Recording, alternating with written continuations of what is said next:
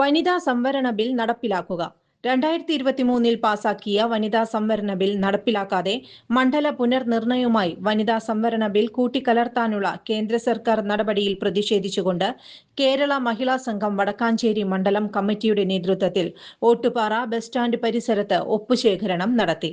മഹിളാ സംഘം ജില്ലാ joint secretary Jayanti Surendran ഉദ്ഘാടനം ചെയ്തു. സൗമ്യ അനിൽകുമാർ അധ്യക്ഷത വഹിച്ചു.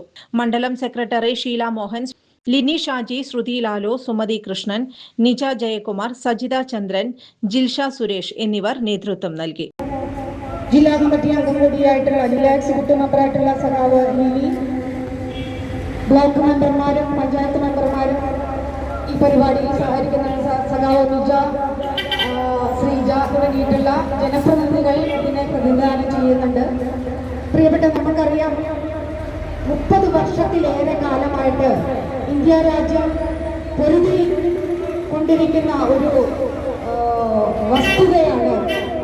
ഇന്ത്യ രാജ്യത്ത് 50-ൽ കൂടുതൽ ശതമാനമുള്ള സ്ത്രീകൾക്ക് വേണ്ടി 33% സംവരണം ഏർപ്പെടുത്തുക എന്നുണ്ട്.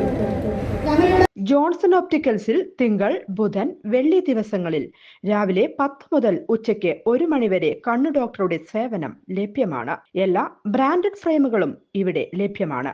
ഡ്രൈവിംഗ് ലൈസൻസിനുള്ള സർട്ടിഫിക്കറ്റുകൾ കൂടാതെ ഡോക്ടർമാർ നിർദ്ദേശിക്കുന്ന എല്ലാ തരം കണ്ണടകളും ജോൺസൺ ഒപ്റ്റിക്കൽസിൽ നിന്നും ലഭിക്കുന്നു.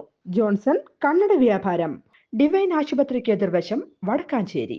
കൂടുതൽ വാർത്തകൾക്ക് ഞങ്ങളുടെ ചാനൽ സബ്സ്ക്രൈബ് ചെയ്യുക. ഫേസ്ബുക്ക് ഫോളോ അപ്പ് ചെയ്യുക. വാർത്തകൾ വേഗത്തിലറിയാൻ എനി ടൈം ന്യൂസ്.